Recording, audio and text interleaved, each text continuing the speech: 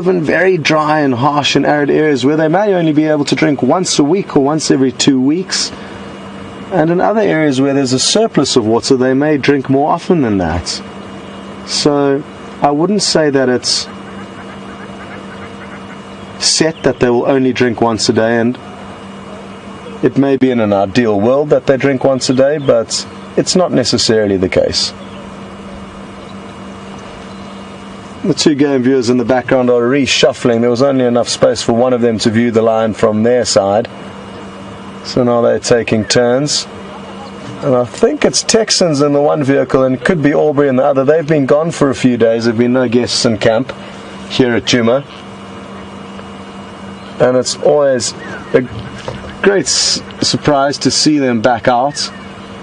They do provide us with so much help in finding animals, and both Texan and Aubrey have been here for many, many years. And their knowledge of the animals and the specific area is hugely helpful for us, because we get to feed off their knowledge and expertise.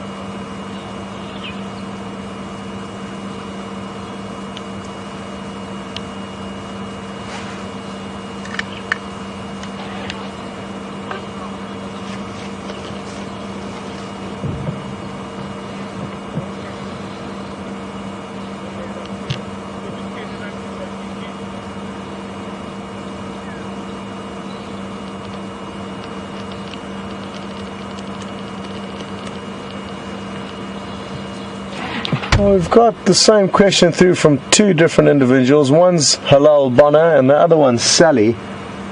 And thank you to the two of you for sending through the question. They haven't been watching for the last few days and are interested to know whether or not this is the same pride of lion that has one lioness who's given birth and has some cubs stashed away. No, sadly it's not. The lioness from the Styx pride, there's two of them, I believe, to the south of us. We have seen them very occasionally. But it's one of those two lionesses from the Styx pride that allegedly has given birth in a major riverbed that flows through Djuma, but then out of our property into the southern bordering property. And it's somewhere there that there's apparently a lioness with cubs.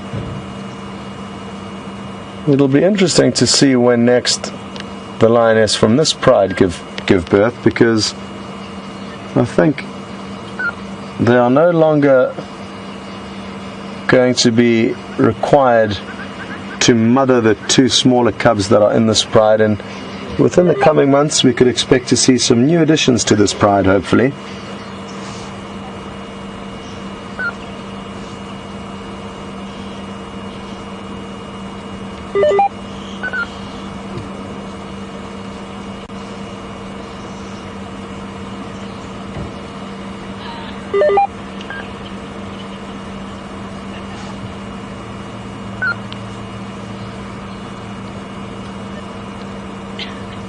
What I am going to suggest, folks, is that in the next 5 or 10 minutes we'll make our way into a different area to look for something else and come back in about half an hour's time once things have cooled down and once these lions are more likely to become active.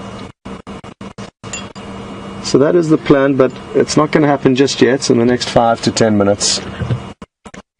Because as you can see, they are fast asleep and will probably continue to be like this for quite some time.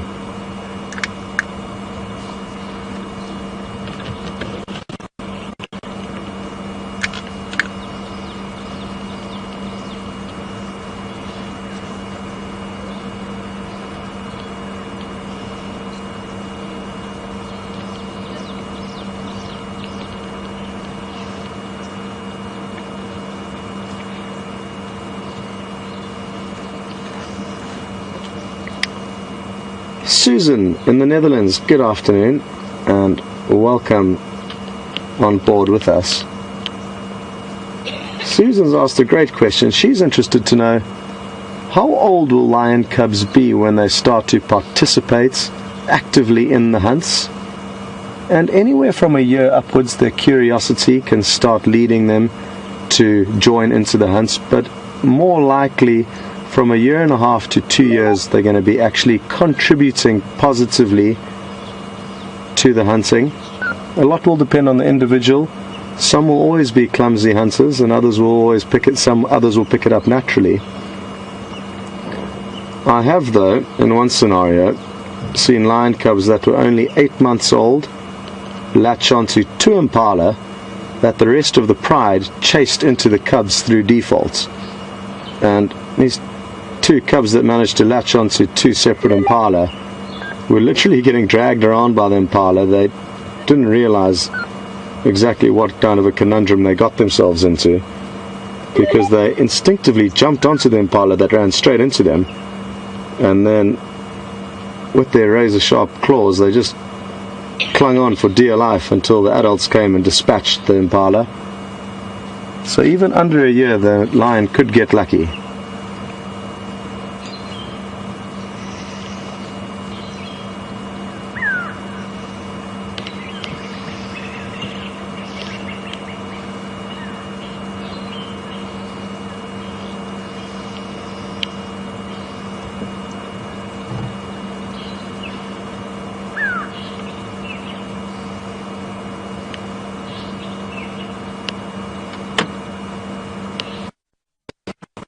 Okay folks, well, like I said, I think it's time to go and search for some other action while these lions are fast asleep. And just so that all of you know what's going on here, the lion are just lying up here where you can see them now. There's probably about 25 buffalo bulls in the waterhole, which is just behind us over here. The lion did have a very half-hearted attempt at trying to take down the buffalo a little bit earlier, but they're full of hippo that they've been feeding on for the last 2.5 days. So their full bellies are also contributing factors to their hunger and their will to take on a buffalo. It's a very dangerous quarry. And I think if we come back here a little bit later, once it begins to darken and the lions then have the cover of darkness, things may be a little bit different. In the meantime though, I think it's time to cut across to Brent and see how he's coming along on his Arathusa adventure. We'll see you later.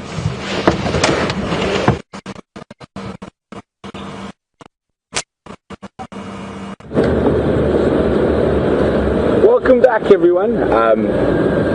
So awesome you guys with Scotty and then Kahuma Pride on the other side. We're trying our best to look for some leopard tracks, or even better, leopard. Found some tracks and I wasn't sure where they were from. That's why I got the guys in Final Control to ask you guys who've been watching the Arathusa camp when the baboons were heard or seen, so I could work out how old those tracks were. So we didn't start following tracks that were from this morning early. So thanks very much for all that help there. That enabled us to leave the area, free us up to go check other areas. So thanks very much. Just a quick recap on what we've been up to here is we have been driving around Arathusa, and it is very, very quiet this side. Beautiful light though, stunning afternoon, really enjoying ourselves. But we're hoping that we find some animals shortly. I mean, we've barely seen an impala this afternoon, but that's the way it goes in the bush sometimes. But if all of you guys remember from this morning, I spoke about a frog surprise on the sunrise safari. So I haven't forgotten, oopsie, and I'm going to show you what that frog surprise is shortly.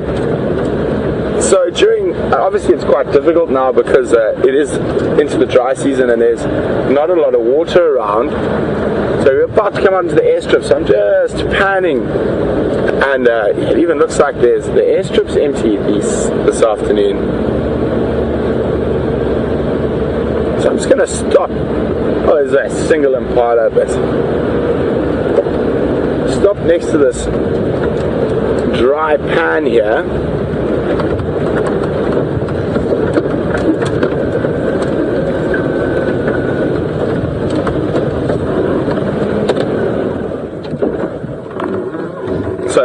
a really good spot to talk about. Oh, let me just move the car a little so you can see a bit better.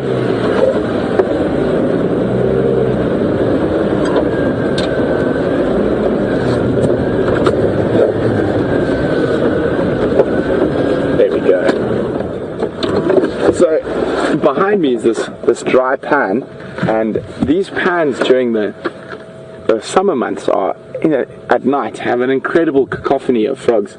And I got asked a question by Penny this morning, who asked me what was my favorite of the smaller creatures, and for me it's definitely frogs. So earlier this year when we were driving home the one night, or just before I arrived, Brian actually stopped next to a pan and he recorded the sound. So we're going to play it for you now. Obviously it's quite difficult to imagine this dry, barren pan behind us, the noise that comes out of it. So I'm going to keep quiet now, and I've got a question for you that goes along with this. It is, how many different species of frogs can you hear in this recording? And this is at one pan, and you can send your answers to questions@WildEarthTV on email, or just use the hashtag SafariLive on Twitter.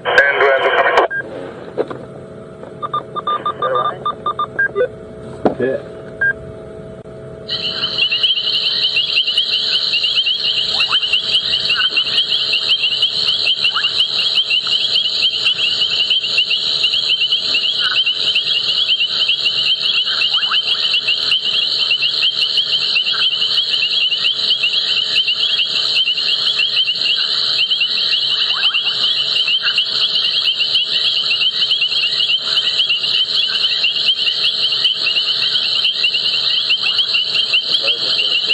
Did you see the firefly? That last bit was Scott saying, did you see a firefly? So there was obviously fireflies at that pan as well. So give you guys a while, how many species of frogs do you think you heard in that little recording? Thanks very much for that, Brian. So as you can see, if we have a pan around, the airstrip's quite desolate. There's a single impala grazing off to the left of us, and a couple of lapwings and a couple of starlings is all I can see. But I mean, look at that sky, isn't that magnificent? Not a cloud in sight. You see that color lower in the sky where it's a bit lighter? That is actually a lot of dust from as it gets drier, and also from fires with controlled burns. And that's how we get those incredibly red and spectacular sunsets, is because of that layer of dust that is sitting just above the earth. So we're going to continue on, see what else we can find.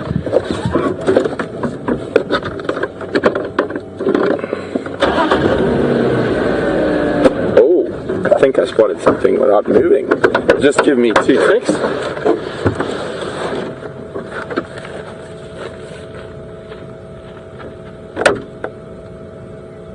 I really wish you could smell this. Really wish you guys could smell this. So there's another tiny flower. I'm going to jump in and put it on the dashboard where it's easier for you to see. There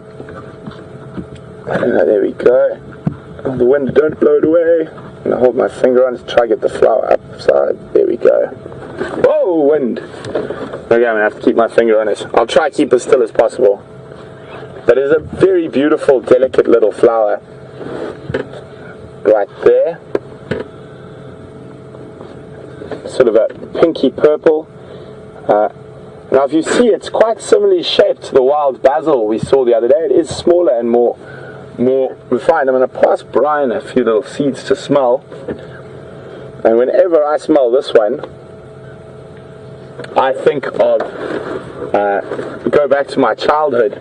And what do you think that smells like, Brian? Licorice. It is licorice. Oh, it's delicious. This is wild aniseed. So another really cool one. You can also cook with this one as well if you like licorice.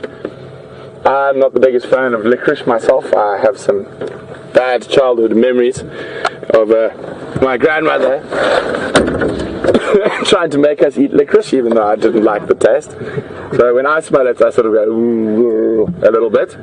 But Yeah, a lot of people do like it, and it's very, very strong, the aniseed smell in this. Wild aniseed, another nice little herb that we get out here. And again, this has probably just come out because of those last rains, and this will be probably the last of the fresh aniseed we're going to find for the season. I'll keep that so we can show everyone later.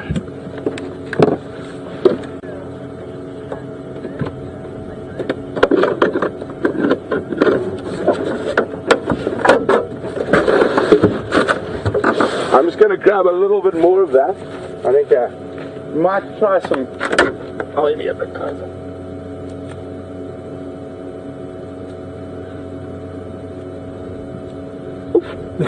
That works. So I know we do have a few people in camp who are big fans of licorice, and it'll be quite nice to experiment in home cooking with some of our wild herbs. And we've got some answers in for the frogs.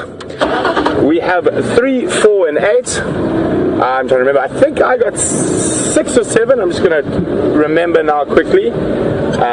So we will play it again, so I can name the species. And we're just going to get into a spot where we can listen again quickly, and I will tell you the different species we can hear. I've got the frog book handy, so I can even show you what some of those species look like. We're going to position ourselves out here in the open, so if something does happen to wander onto the airstrip, we've got a really good almost 360 view around us. So I'm going to ask Ryan to play that again. Okay.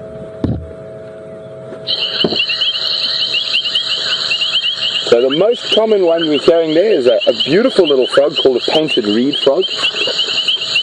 And just now you can hear this very, almost like a bubble. There we go, that bloop bloop, bloop bloop. That's a bubbling cassia. And then in the background you hear this wah, wah, wah, wah, wah, wah, the red-backed toad. And there's another little high-pitched one, it's quite difficult to describe, that's in between there. It's a golden leaf-folding frog. You see the firefly? And then there was one of my favorite little frogs there, so I've got 5 favorite little frogs in there called, there might be another one.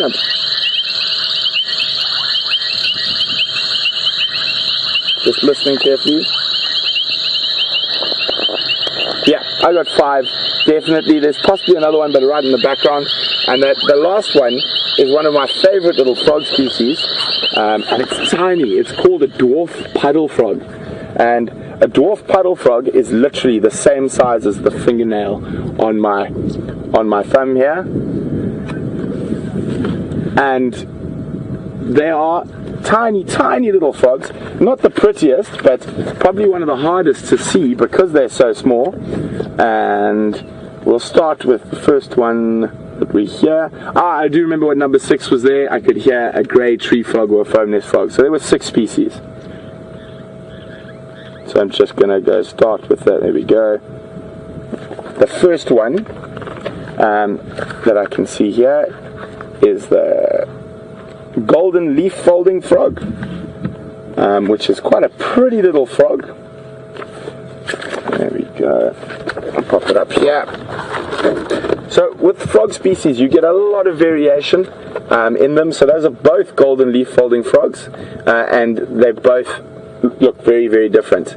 And obviously called a leaf folding frog is they fold over leaves to lay their eggs inside above the water. So a golden leaf folding frog, and that's one of them. And the next one is, oh, beep beep beep beep to you too, digital radio. There we go. The most prevalent frog call in there is a painted reed frog, and I've got him in a second here. So they are really, really beautiful. I mean, and they have incredible variation in colors. So there we go, painted reed frog. That's a painted reed frog there, and then there's another page with some pictures of them.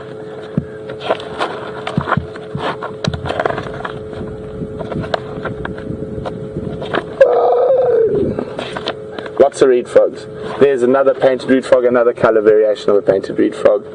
And that one there is my personal favorite variation of a painted reed frog. And you can find these different variations in the same area on the overlap. So very, very cool frog to see, and also quite easy to find compared to the other species. I'm not going to go too much further into all of these. I'm just going to do the last one, which is, I said, one of my favorites. And give me 1 second here.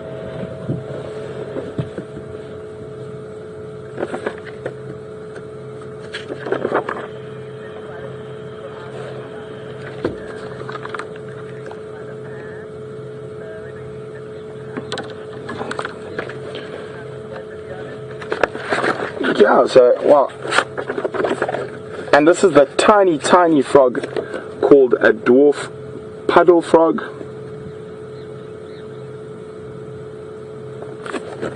And quite an interesting little frog.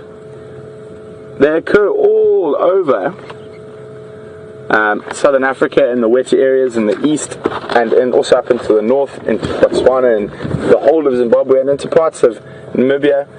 And you can see really, really tiny and very sort of warty skin. But their call is really interesting. If you didn't know it, it sounds like a cricket almost. But if you listen carefully to that recording, it sort of goes, or that, and then at the end it's just got this little tick tick, and that's how you tell it's a dwarf puddle frog. Also incredible ventriloquists, so they call from a position and it sounds like they're calling from the opposite side of the pan, and I really love them. They're so tiny. As I said, that frog there is the same size as my fingernail on my thumb. So really, really cool little frog. Apparently there's quite a few people who were wondering what the nest in that dead tree was when we were stopped next to the pan. I'm just going to reverse swing the car out slightly so you guys can have a look. And that nest is of Elaine. Elaine was asking about that nest, and it is a red-billed buffalo weaver. So it's a bird's nest. They are communal nesters, and a very, very cool. And Jeannie also was asking. Thanks very much for the questions, guys. Jeannie was also asking about it, and they are very, very interesting birds. They're a member of the Little Five, and those nests are made up of the most impenetrable thorns. Lots of big acacia thorns is what they use to make up that nest. So a very, very interesting bird. Communal nesters, although they have single nests in there that the pairs will inhabit, but they do nest together. The reason they use such sharp thorns and things like that is to try keep snakes and other predators out. And I will find you a picture of them now. Also, there's the structure to the left. That is a hide on Arethusa, where I think I've never seen actually anyone in it, but guests are able to, if they request, probably spend some time in there, especially when there's water in that pan. Be a very nice place to view elephants from, and other game coming down to drink at the water. But before we set off again, just for those who are wondering about the red-billed buffalo weaver, I'll show you a picture of them quickly. Those nests look unused at the moment, so if you guys remind me, I will try find you some nests maybe tomorrow on the Sunrise Safari that are active, and we can have a look at the bird. So number 2, red-billed buffalo weaver.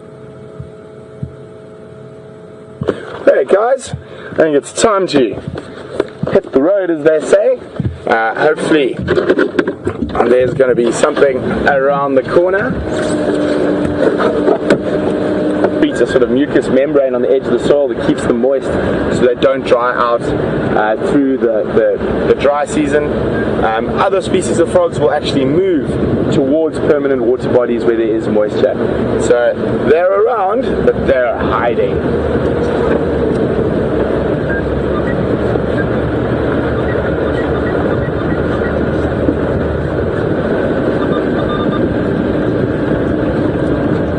magnificent evening.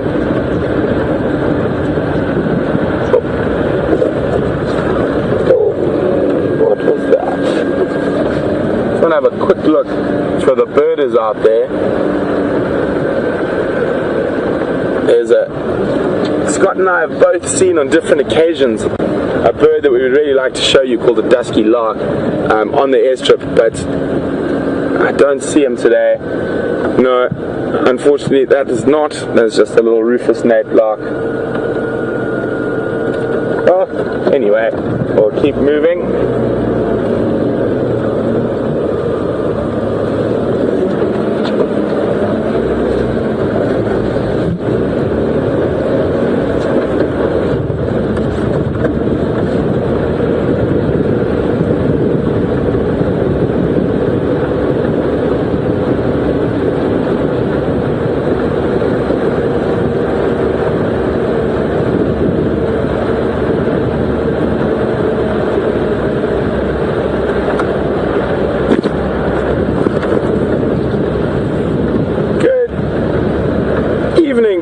Welcome to the Sunset Safari. Bulu is wondering what the rest of that wild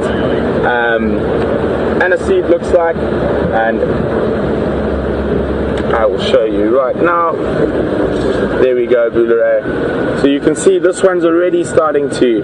So the other thing is why it's quite okay to pick a plant like wild basil or wild aniseed, is that it only grows for a very short time and then it dies. You can already see these seeds have died, so they are ready to be dispersed. So it means that even picking one, they would never survive the whole year. They would eventually disappear during the dry season. This whole little tree would become very, very dry, and as it dried and died, and the wind would move these tiny little seeds. These ones are already almost ready to go. And they would blow them throughout the bush. A lot of these things are always on sort of very sort of disturbed areas that have short grass and a lot of movement on them. So that's why it is okay to pick these specific perennial herbs, and they're really great for in the kitchen.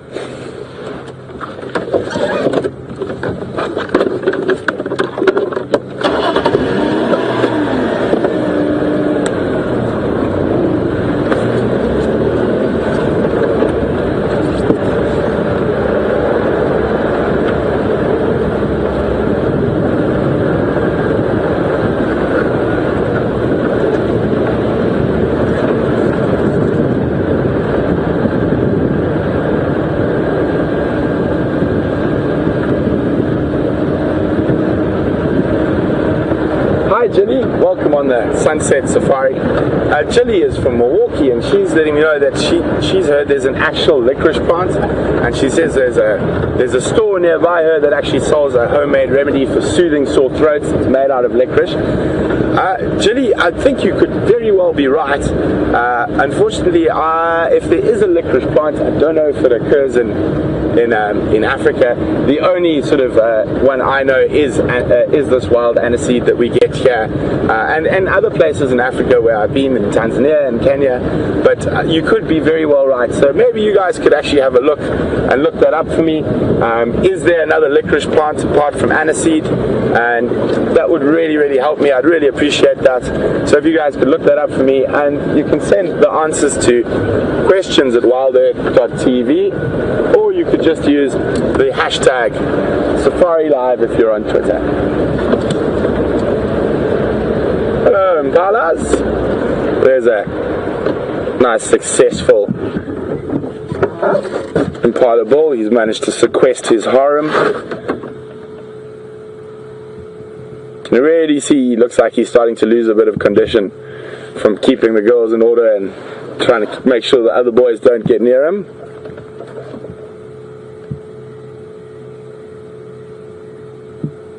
Okay, all the girls this side, this side. There's men to the left, there's men to the left, don't go there.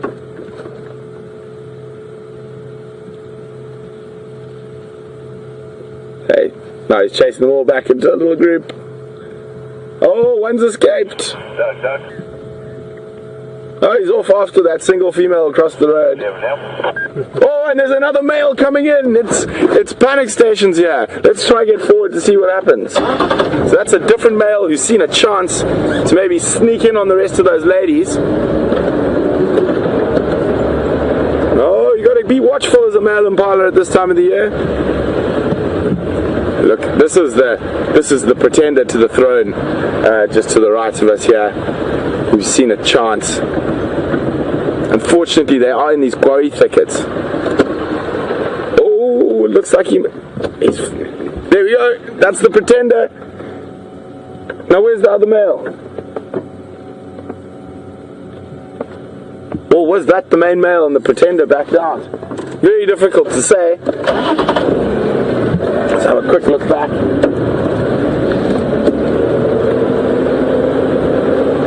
Oh dear. There's the pretender.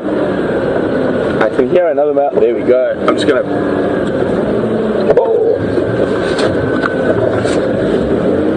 There we go. Come on. Ah.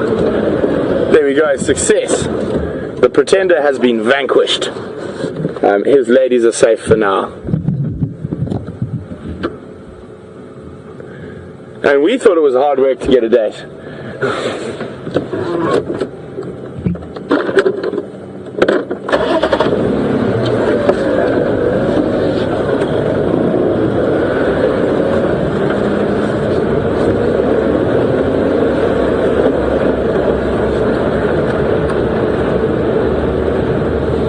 I'm going to start slowly making my way back towards Djuma. It has been a quiet but thoroughly enjoyable afternoon here on Arathusa, and hopefully on our way home, this area is really the core area of Shadow's territory, so I'm still looking really carefully for tracks and things, and fingers crossed.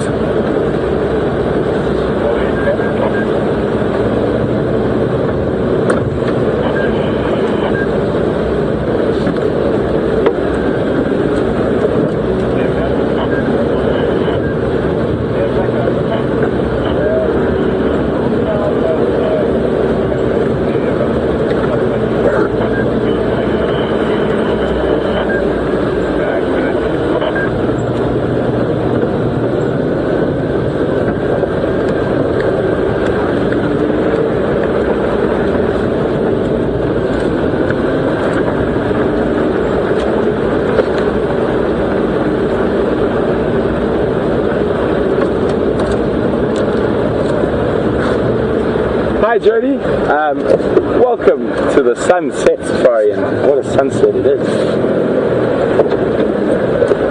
Oops, see, that's a big bump.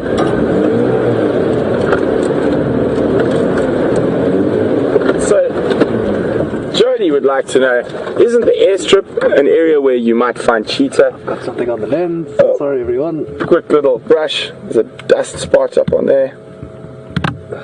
Get it off. There we go. And so Jody, yes, sometimes you would find cheetah on the airstrip. I think they have been seen on the Arathusa airstrip before.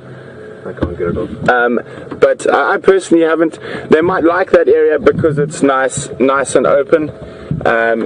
So it is possible, but you must remember that is a man-made area. So it is natural, but I'm sure cheetah would utilize it if they were in the area. And I have heard of cheetah on the Arathusa airstrip before. Well, guys, Brian and I, well, there we go. I heard that the last cheetah seen by us was actually just off the end of the Arathusa airstrip. So, well done, Jody. So, guys, while Brian and I take in this wonderful African sunset, we're going to hand you back over to Scott for a little bit. It's been great having you with me for a while, and I'm sure I'll catch up with you guys a little bit later in the drive. I'm going to keep fighting the good fight. Hopefully our leopard luck changes. It can't keep going on like this, but as I say, it's always wonderful to be out in the bush, whether we're saying big and hairies, or we're looking at the smaller things in the bush. So over to Scotty, and have fun with the lions. I'm a little bit jealous at the moment.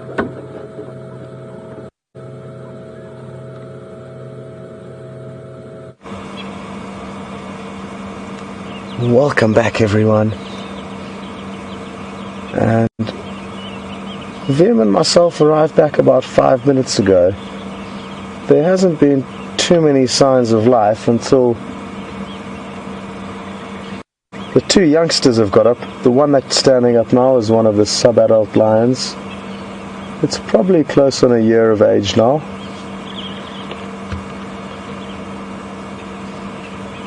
And there's two of them of that specific age. There is a whole bunch of big male buffalo in the waterhole very close by. The lions are basically lying up on the dam wall. So there's lots of potential food in front of them. Buffalo, however, are very, very formidable prey and difficult to bring down and dangerous to bring down. The lions did have a very half-hearted attempt at chasing the buffalo earlier, but that was basically after the buffalo came in and chased the lion. One lone buffalo was brave enough to walk into these 8 lions and chase them around, only for a while before he turned on his hooves and was running towards the vehicle. We had to speed out of its way. It was coming straight towards us. So that was quite exciting. This beautiful young male is around 3 years old now. And sooner than later, he is going to be kicked out of this pride, probably by his fathers, or he's going to run for his life from a dominant coalition who's actually trying to currently chase this individual's fathers out of this territory. If a coalition of male lions got a hold of this guy, they would kill him. So despite his size and beauty, he's still got a long way to go before he becomes a dominant male himself.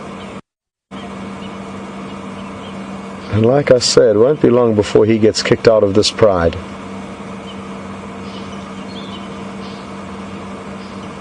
For now though, they'll be very happy to have him along, even though he's got a huge appetite that they all cater for communally. He brings a lot to the table when hunting, especially when hunting large prey like buffalo and even hippo, which was their last quarry. They managed to kill a hippo about 3 days ago at Buffalo's Hook Dam. An unusual prey item for lions to take down in this area. But it wasn't fully grown, which does make it a little bit easier. A full-grown hippo is a seriously hard target for a lion to take down.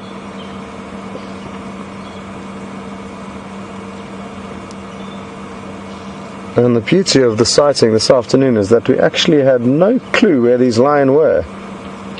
And it was thanks to reports from viewers watching the waterhole camera that is a live feed 24 hours a day on everything that happens at this waterhole. So even if we weren't here, you'd still be able to watch it just from the opposite angle. The lioness we're looking at now is basically looking at the waterhole cam to give you an idea of where it is in relation to us.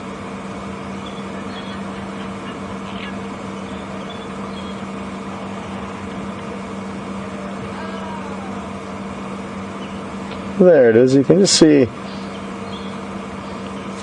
the mic that picks up all of the audio is the round black box, or round black shape you can see. And then higher up in the trees there's a little white box you can vaguely make out. That's where the camera is. In a tambuti tree.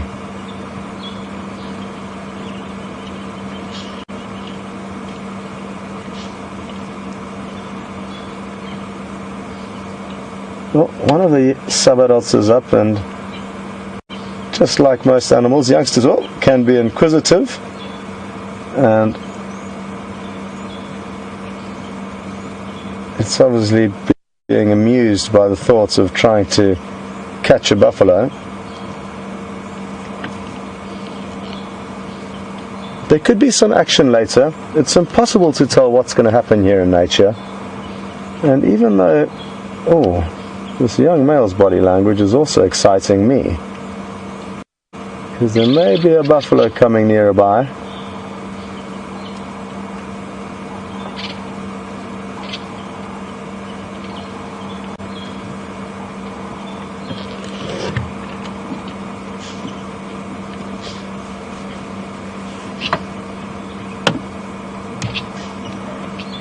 But I have just got an update from the waterhole camera's perspective, and the buffalo are nowhere near these lion and haven't really moved a muscle, so that most of the buffalo are on the other side of the waterhole, and the buffalo know the lion are here and are in all likelihood gonna head off towards the opposite end of the dam. When the buffalo start moving, it could induce the lion to start trailing them.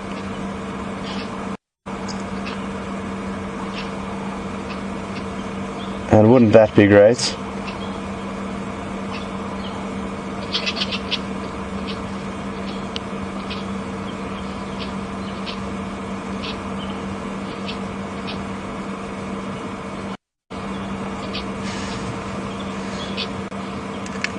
And it's at this stage of the evening where lion do begin to, oh, this is awesome, really do begin to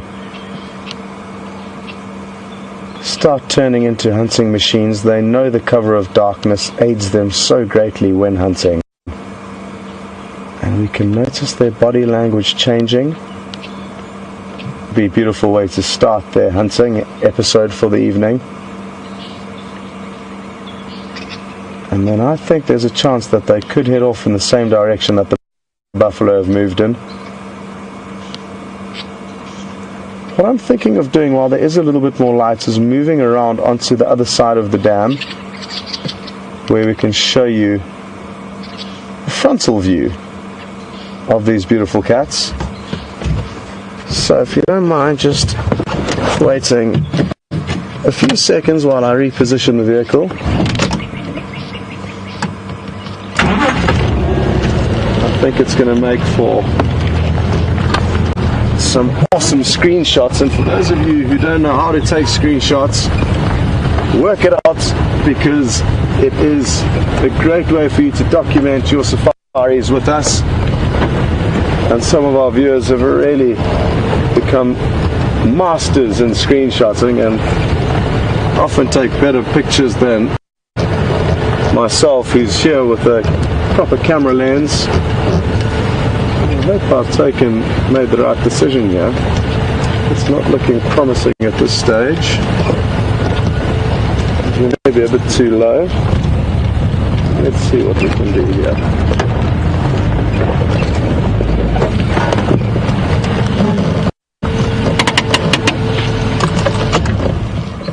Is it going to be able to work, Vian?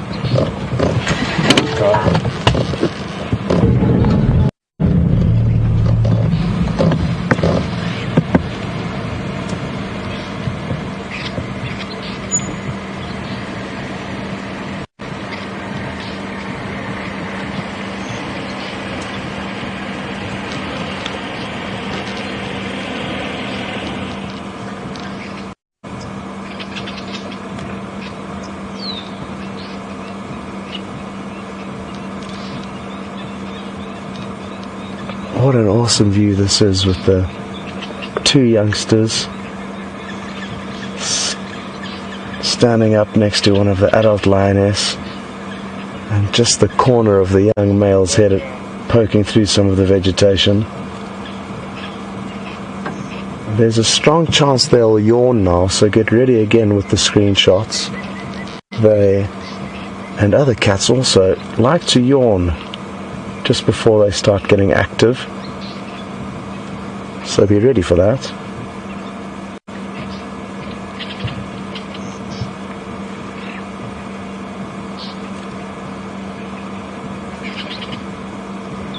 Well, it's almost like they've synchronized this.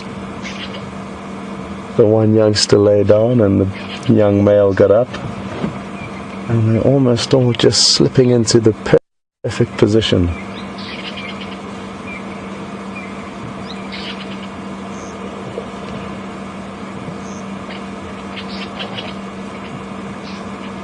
Well, there you can see the first yawn, and I'm sure there are going to be a few more.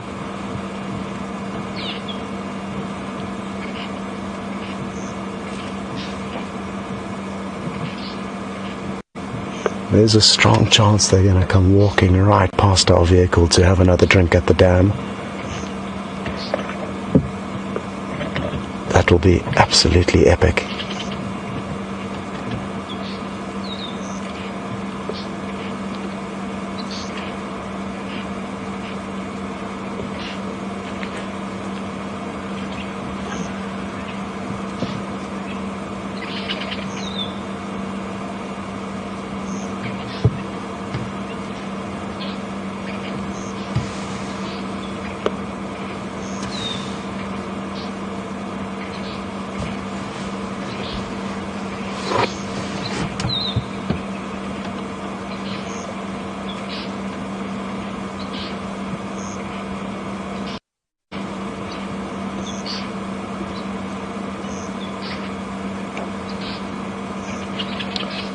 just got a question through from Robert. And Robert sent his question through on Twitter, and if you'd like to send through questions on Twitter, just simply hashtag Safari Live and let us know anything that you would like to know. Robert's interested to know, how far can lions see? Do they have a good long distance eyesight? And I think yes, to a fair degree their eyesight is good. Nowhere nearly as good as the birds of prey, I don't think, that can see many kilometers. I think what's important with the lion's vision and their strength in terms of their vision is their ability to see at night. It wouldn't make sense for them to see huge distances because they only need to be a few meters away from their prey before they ambush them. They don't chase their prey from far. What's important though is that they can see their prey at night. So it's their ability to see at night that is their major benefit in terms of their eyesight. The price they pay for not being able to, or for being able to see well at night, is that they don't see very well in color. So they've got a very black and white kind of vision, and this is what allows prey to disappear from them with various different types of camouflage.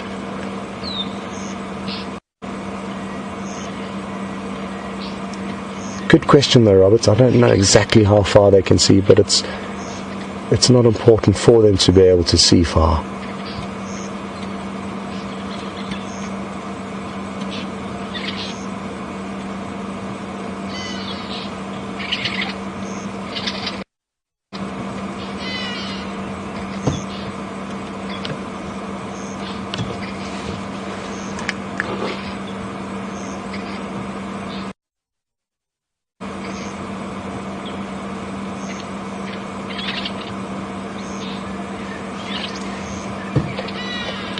We've got another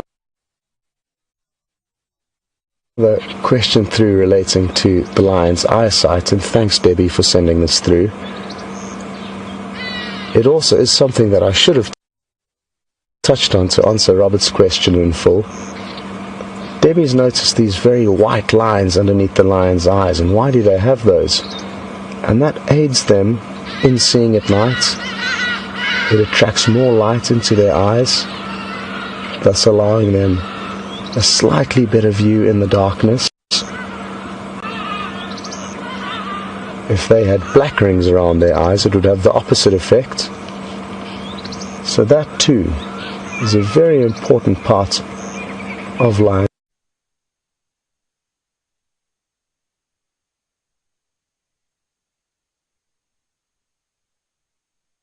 Blindly away from these predators who can see you so clearly after dark must be horrifying.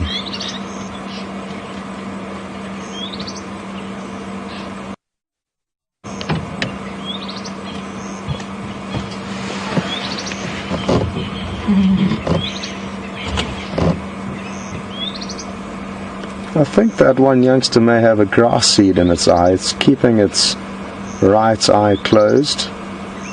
And it's not uncommon for small seeds from the stems of the longer grasses getting lodged in their eyes.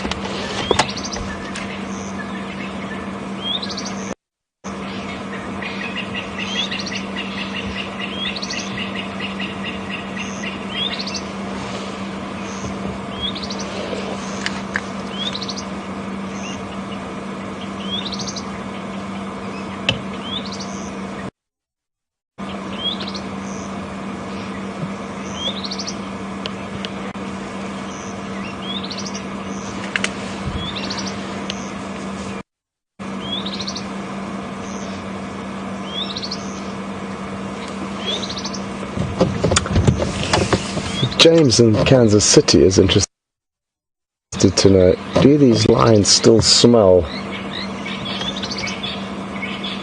like hippo carcass? They would have been quite smelly in and around the hippo that they were feeding on, but a lot of the smell that you do pick up from those kill areas are of all the stomach contents, all the lion droppings. It It's not so much the lions themselves, and I can't smell them now. I haven't smelt them once this afternoon. They also would have cleaned themselves thoroughly since they left that kill. I'm sure if we went back into the area of that kill, even though hyena have come in and finished off the bones, vultures have come in and stripped the bones of any little bits of meat that may be left, it would still smell because of all of the stomach content and lion droppings in that area. So no, they don't smell at the moment, not from here at least. I'm sure if you went and snuggled up with one, it would be a different story. But that's not going to happen.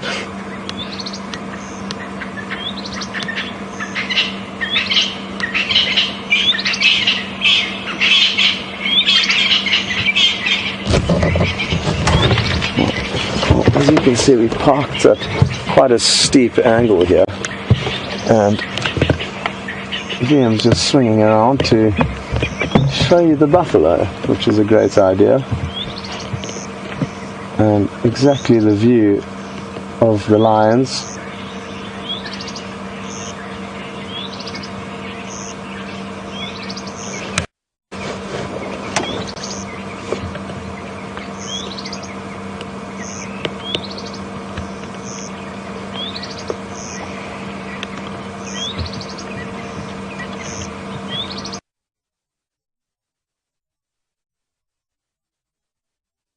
So they're just giving you a full 360 as to what's going on here, and thanks for that, Liam.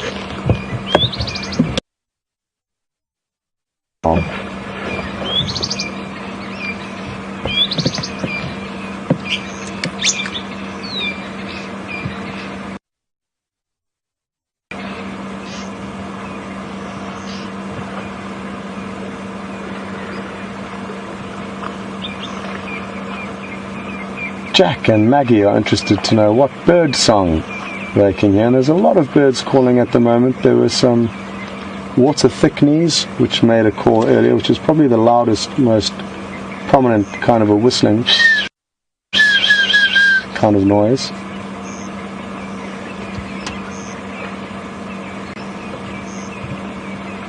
And some oxpeckers flew by a little bit earlier.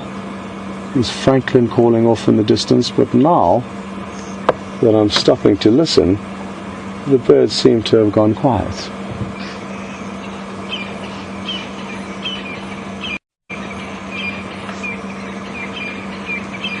There's some crested Franklin in the distance.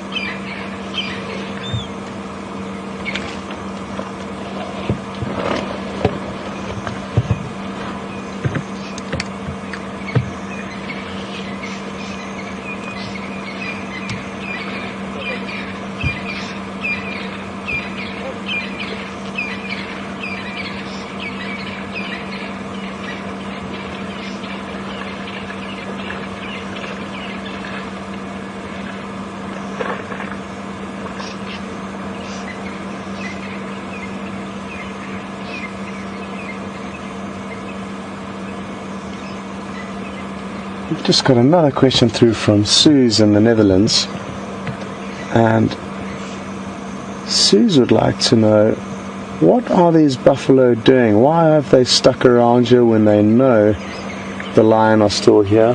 That's a good question, Suze. I mean, I think these buffalo would have continued acting the way they are even if these lion weren't here, and that's the incredible thing. The buffalo are obviously cautious that there are lion nearby. They know this already from a previous encounter they had when the lion came down to drink. But they're just carrying on their day as normal. They're going to head off in the opposite direction in all likelihood from the lion. But they know that there's no point in running off aimlessly in the other direction, because they could just bump into more lion there. So their theory is just to continue being brave and courageous as they are, and as they should be, because they know they are good at what they're doing.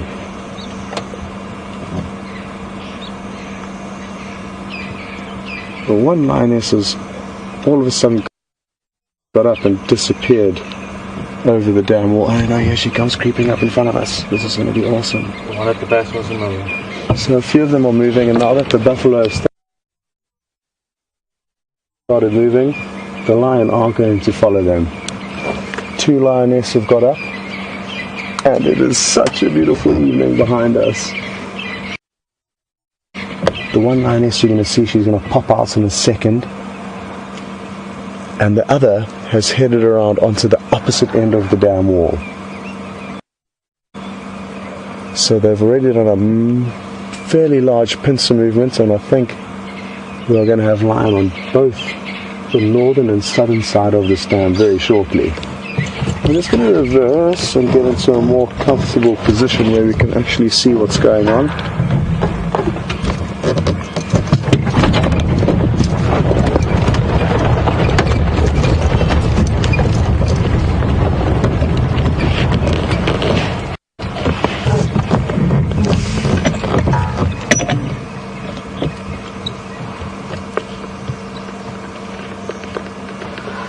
So one lioness is headed on the opposite side of the dam wall in that direction, and then there's another one that we can see just to our left over here, and I may need to reverse a little bit more. So she's keeping a close eye on these buffalo.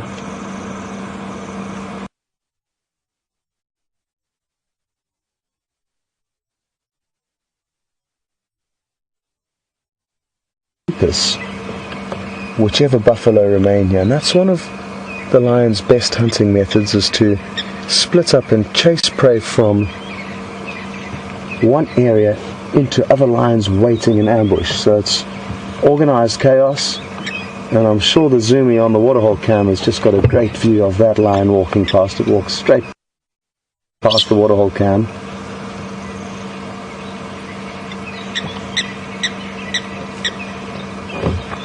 And she's approaching some buffalo quite quickly. She may slow down and stop when she gets closer by, but again, you just never know how these animals are going to react. She's still a way off, as VM's showing you now, and the buffalo are steadily making their way away. This is all right in front of the Djuma camps, and I think there are actually some guests that have stayed behind to watch the action from the veranda. They just arrived in camp, and not a bad way to start your safari. The light is getting very low, which makes it difficult for VM, but this is still absolutely breathtaking.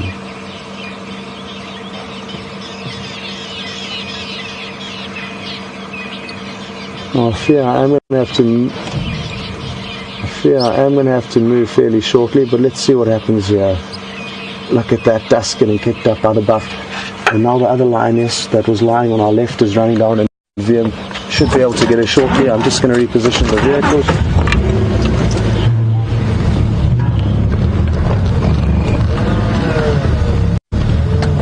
And what I'm going to do is I'm just going to keep moving and get into a good spot where we can not have to move again. This is a great way to be spending the afternoon, and I hope you're all enjoying your time with us.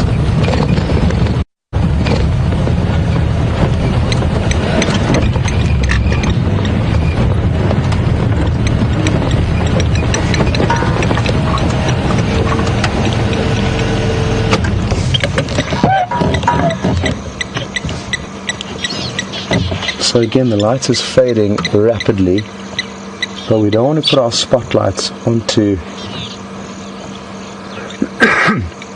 the buffalo, because it may blind the buffalo and aid the lion in bringing them down. So we are going to stay here in darkness, and it's just one of those things. We don't want to impact on what happens here. We want to be bystanders. Look at that power that buffalo can exert, and a great show of not only their strength, but how much respect they command out here.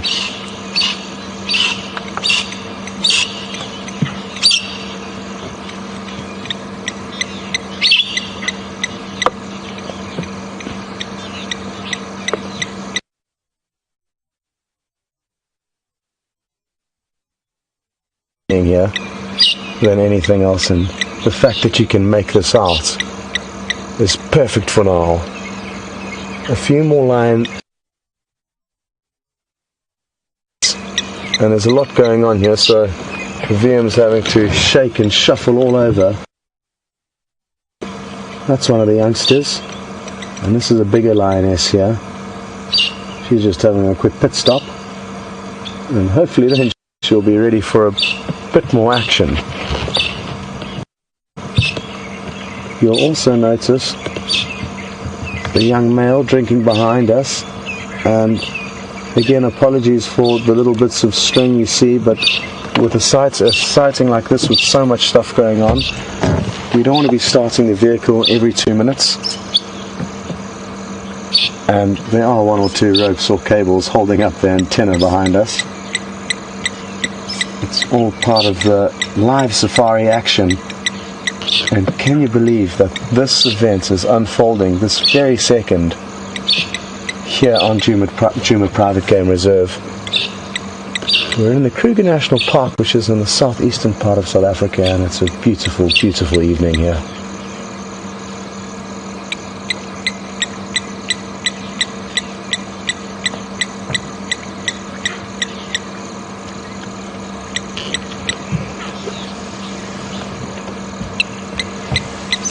Now, you might be wondering why the line has split up, and I did touch on it earlier, but it's important to reiterate that's one of their prime tactics when hunting. They try and create a bullhorn formation or a pincer movement, or even entirely encompass prey, and that way when one animal charges out and chases the prey will flee, ideally in the direction of the rest of the pride waiting in ambush. It looks like she's coming down for a drink. Or has she given up with her plans and trying to hunt these buffalo alone?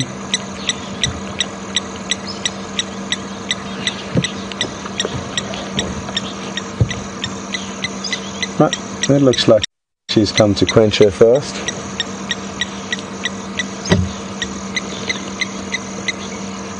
Again, really interesting behavior to see that the buffalo have decided not to flee wildly into the dark, but rather stand and confront their threats. Having said that, now they are turning on and carrying on with their day as if nothing ever happened, really.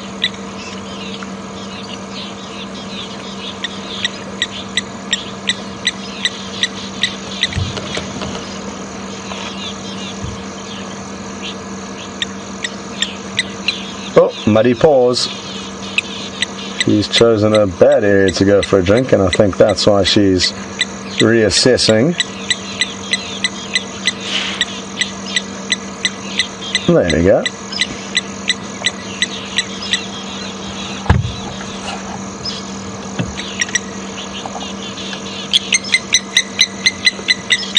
Vivian, would you like me to shine on her? It's not going to impact on anything here, so if you'd like the spotlights on, I can put it on her. Okay. Because the buffalo are fully aware that there is a lion here, I am going to just use the spotlight to give you a better view. I'm going to try and bounce it off the water so that we don't get the full beam on her, just the periphery.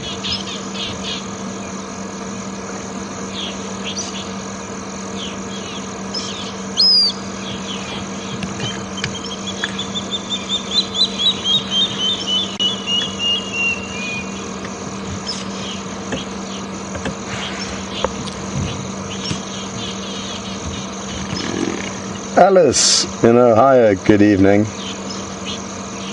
Alice would like to know, why does the young male always appear to be so lazy when it comes to hunting? And it's because they are lazy, but in the same breath, he will help greatly in bringing down larger prey. There's no two ways about it. In terms of the initial hunt and stalk, yes, he is certainly lazy, but it's important to know that male lions can, will, and need to be able to hunt on their own. Once he gets kicked out of this pride, he will spend the majority of his time away from the pride, or away from lioness, And what this means is that the men need to feed themselves, and they often become specialists in catching larger prey. She's calling the rest of the pride.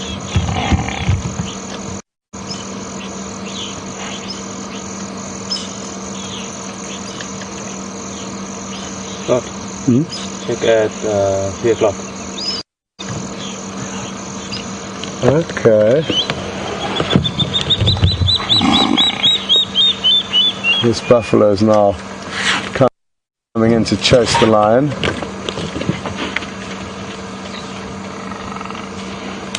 And again, I just need to be careful and ready to start the vehicle and get out of the way of any action here. Sadly, we can't see what's going on at the moment because the lion are all behind these bushes. This buffalo might end up with a lion on its back if it's not careful, and it's times like this when they do single themselves out and turn around to flee that occasionally the lions will manage to get onto their backs. Oof.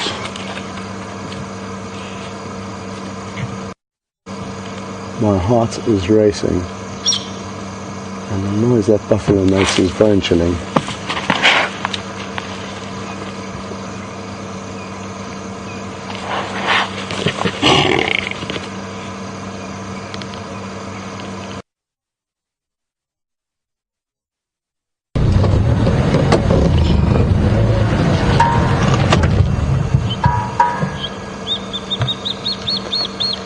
Well, the buffalo has headed off ever so slightly.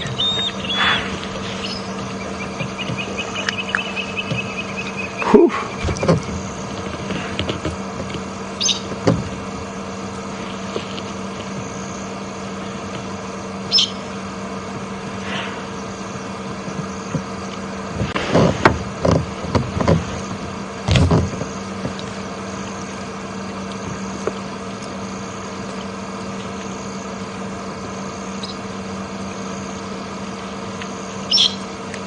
Copy, good idea.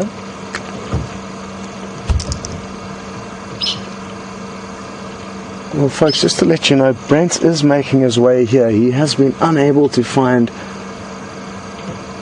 anything too serious that would upstage these lion this afternoon, and it's a great decision for him to come here because he can now bring another angle and perspective to all of you as to exactly what's going on.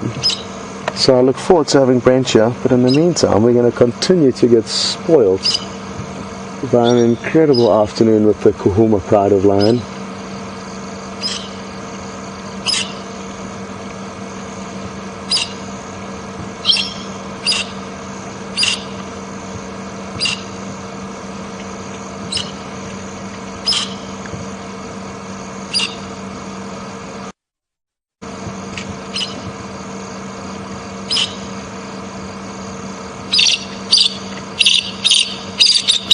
That's a water thickening alarm calling, and it flew off because the lion got too close to it. So that was the very distressed call of a water thickening. I'm trying to think what the best option is now.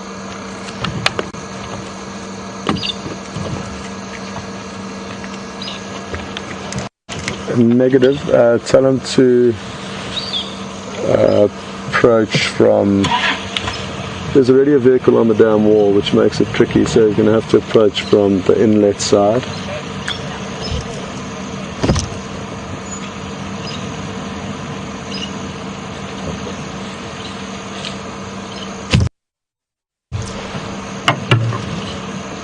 Okay, I think we're going to have to turn around quickly.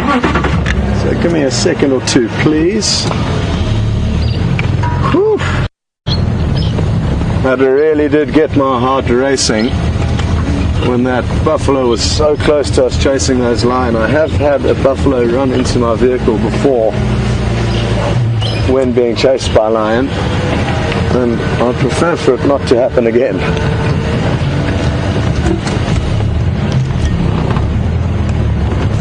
Brent could possibly, I think, make his way on the down wall at this stage.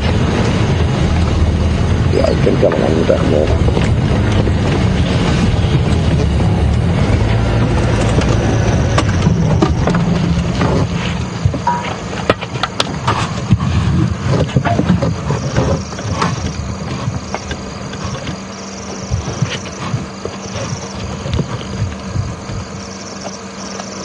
Dam wall.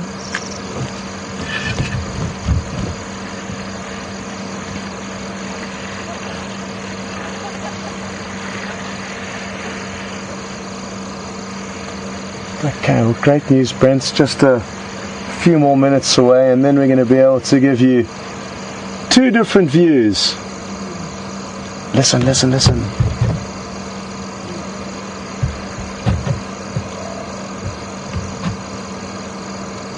I thought that young male started to vocalize.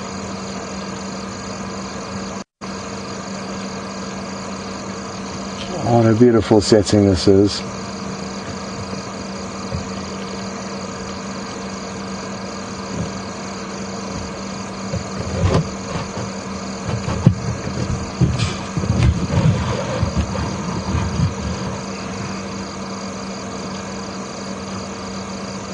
Oh, playful little youngster coming up to greet what could well be its mother.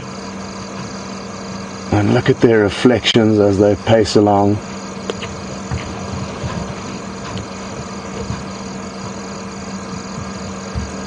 It's incredible how affectionate these animals can be with one another. Considering how harsh and violent and powerful they can be, they've got an incredibly soft side when it comes to family members. Unless, of course, they're around the dinner table, then their friendliness is substituted with greed, and they fight very aggressively with one another for food.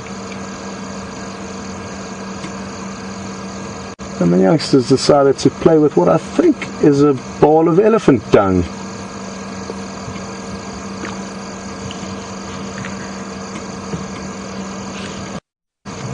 Another lioness is now joining from behind, and we are just getting treated to non-stop action with these cats.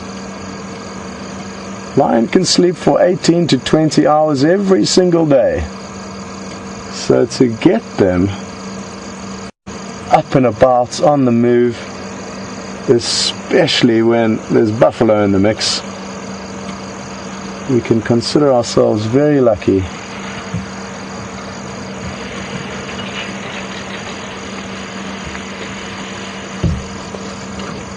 Okay, Brent, I got your visual there. I think most of them are now on this little side of the dam where you can see me, so if you come through that chute, that might be the best bet.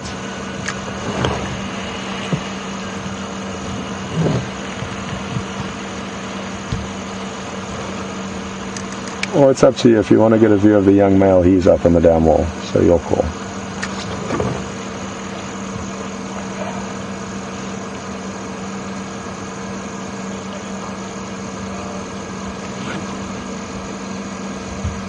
So Brent has arrived, as you would have gathered, and yeah, that looks awesome. And he's going to provide us with some great side lights on the young male.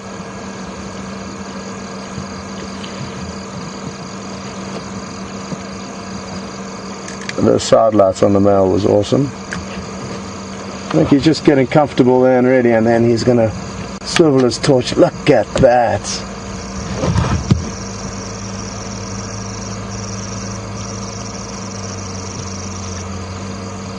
Absolutely beautiful.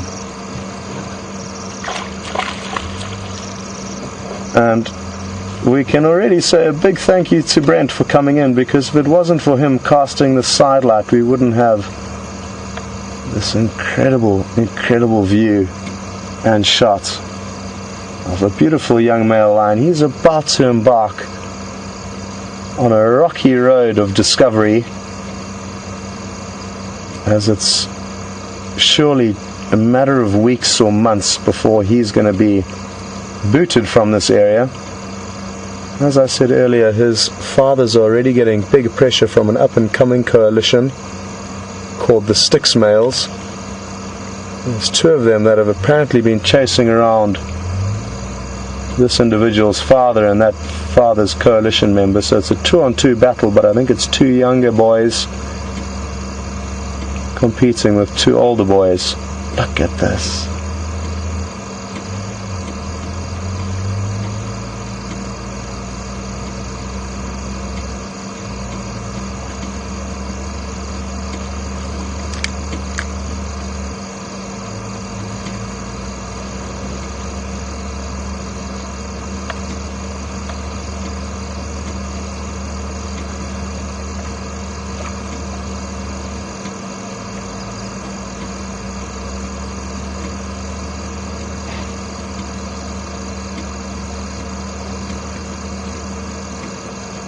Well,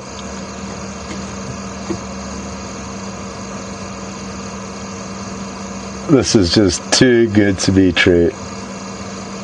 Absolutely awesome stuff.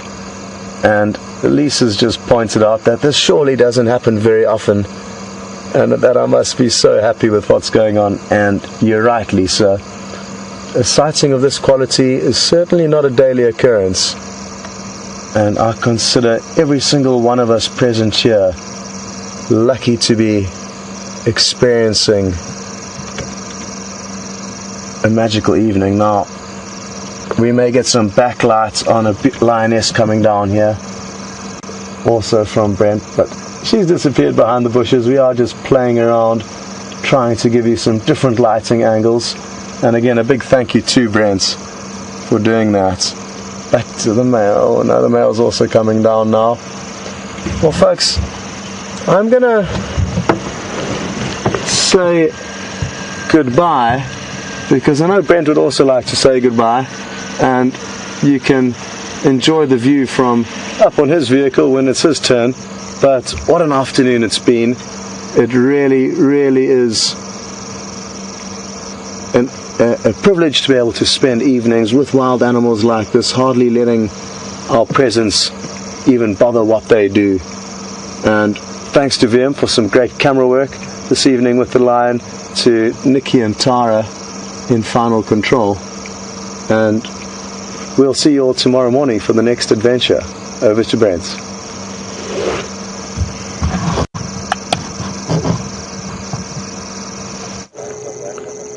Welcome back, everyone. Haven't you guys been spoilt with these lions? I'm lucky enough that Scott was the only vehicle here when we got back from Arathusa.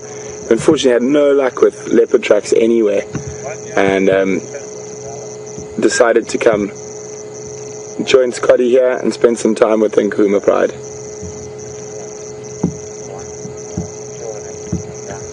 So guys, it's been fantastic being with you this afternoon. I know it hasn't been all cats and whatnot with me, but we had some fun with some frog sounds and some other little interesting animals. So from myself and Brian, it's been a wonderful evening. We've really enjoyed spending our time with you. So we're gonna say goodnight shortly, and thanks very much for joining us, and I can't wait to see you all in the morning.